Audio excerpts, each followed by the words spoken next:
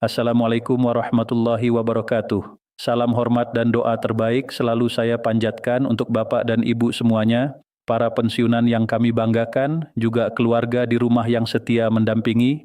Semoga hari ini Allah Subhanahu wa Ta'ala memberikan kesehatan, ketenangan, dan rezeki yang cukup serta berkah. Amin ya Rabbal Alamin. Bapak Ibu, saya ingin mulai dengan satu hal yang sering membuat kita bingung sekaligus lelah. Kadang kita mendengar sebuah kabar, ada rencana kenaikan, lalu besoknya ada yang bilang, sudah pasti. Lusa ada yang bilang, tinggal tunggu cair. Minggu depannya ada yang bilang, sudah ada aturannya. Tapi ketika kita cek rekening, atau kita tunggu pengumuman yang jelas, ternyata belum ada perubahan apa-apa.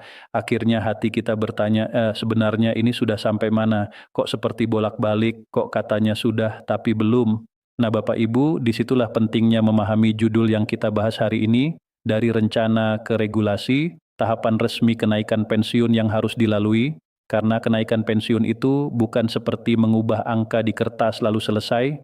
Kenaikan pensiun itu adalah kebijakan negara, menyangkut uang negara, menyangkut jutaan penerima, dan menyangkut sistem yang harus berjalan rapi. Jadi, selalu ada tahapan, dan kalau kita paham tahapannya, kita tidak mudah tertipu oleh kabar katanya, tidak mudah terombang-ambing oleh versi yang berubah-ubah, dan yang paling penting, kita bisa menunggu dengan cara yang lebih tenang.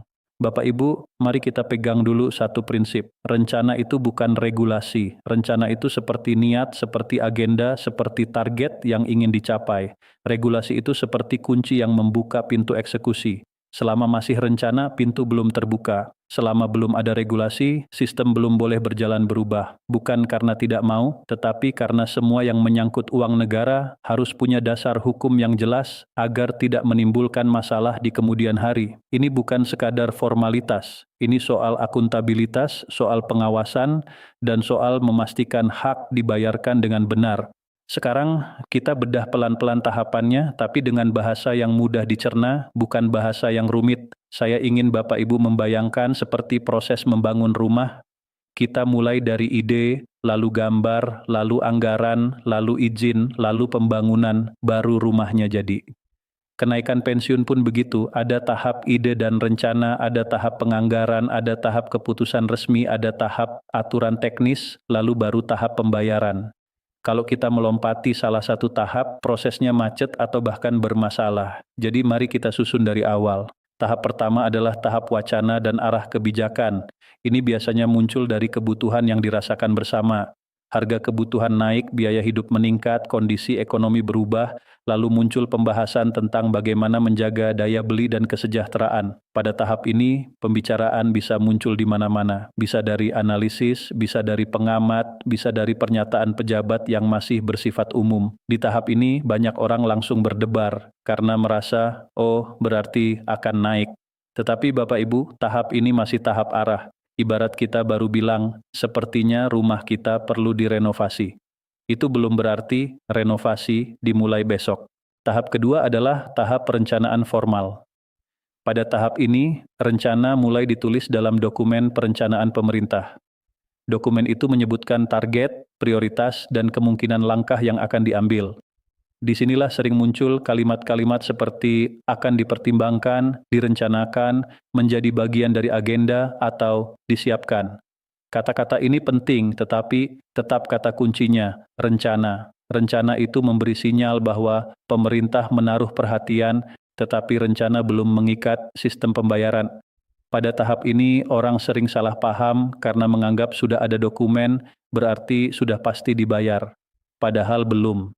Tahap ketiga adalah tahap pembahasan anggaran. Ini tahap yang sangat menentukan karena kebijakan yang menyangkut uang harus punya ruang di dalam anggaran negara. Pemerintah harus menghitung kemampuan, memperkirakan penerimaan, mengukur belanja yang sudah ada, dan memastikan keputusan tambahan tidak membuat sistem keuangan terguncang. Pada tahap ini sering muncul kalimat menunggu kondisi keuangan, menunggu evaluasi, menunggu kuartal tertentu, atau menunggu realisasi. Bapak Ibu, ini bukan cara untuk menunda tanpa alasan.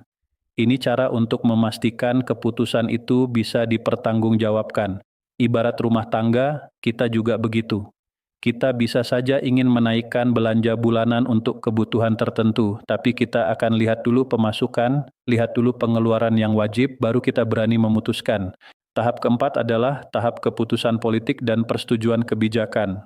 Di tahap ini, arah rencana yang sudah dibahas dan ruang anggaran yang sudah dihitung mulai mengerucut menjadi keputusan ya atau tidak, atau ya tetapi dengan skema tertentu. Ini tahap penting, tetapi tetap belum otomatis membuat sistem pembayaran berubah, karena keputusan harus dituangkan dalam bentuk regulasi yang jelas. Banyak orang berhenti di tahap ini, mendengar kabar sudah disetujui, lalu langsung yakin bulan depan cair. Padahal keputusan itu masih harus turun ke bentuk hukum. Tahap kelima adalah tahap regulasi utama. Nah, ini yang disebut kunci. Regulasi utama adalah aturan resmi yang menetapkan adanya penyesuaian, siapa yang menerima, dan bagaimana kerangka besarnya. Regulasi ini biasanya memuat hal-hal pokok, misalnya besaran penyesuaian, waktu mulai berlakunya, dan cakupannya. Pada tahap inilah sebuah kebijakan berubah dari wacana menjadi sesuatu yang mengikat. Jika regulasi utama belum terbit, maka segala kabar kenaikan sudah pasti, sebaiknya ditahan dulu, karena sistem pembayaran tidak bisa bergerak hanya berdasarkan pembicaraan, harus berdasarkan aturan. Tetapi Bapak Ibu, walaupun regulasi utama sudah ada, perjalanan belum selesai. Ini sering membuat orang bingung, loh kan sudah ada aturannya, kok belum cair? Nah, karena setelah regulasi utama, masih ada tahap berikutnya yang sangat penting. Tahap keenam adalah tahap aturan teknis pelaksanaan. Regulasi utama itu biasanya memberi kerangka. Tetapi agar bisa dibayarkan, perlu aturan teknis yang menjelaskan detail pelaksanaan. Bagaimana cara menghitungnya, komponen apa saja yang berubah, bagaimana mekanisme penyesuaian data, bagaimana cara penyalurannya, kapan jadwal implementasi teknisnya. Di tahap ini, instansi pelaksana perlu pegangan detail supaya tidak salah hitung dan tidak salah bayar. Karena salah hitung untuk jutaan orang bisa menimbulkan masalah besar. Maka aturan teknis ini menjadi seperti petunjuk kerja yang membuat sistem bisa benar-benar menjalankan kebijakan. Tahap ketujuh adalah penyesuaian sistem dan sinkronisasi data. Ini yang sering tidak terlihat tapi memakan waktu. Ketika ada perubahan nominal, sistem pembayaran harus diperbarui. Data penerima harus disinkronkan. Perhitungan harus disesuaikan. Rekening harus divalidasi. Status penerima harus dicek. Ini bukan untuk mempersulit, tetapi untuk memastikan dana yang keluar tepat orang dan tepat jumlah. Bapak Ibu bisa bayangkan jika ada satu data yang tidak sinkron, sistem bisa menahan pembayaran sementara sampai verifikasi selesai. Dan pada skala nasional, sinkronisasi data seperti ini tidak bisa selesai dalam satu malam. Tahap ke-8 adalah eksekusi pembayaran dan penyaluran.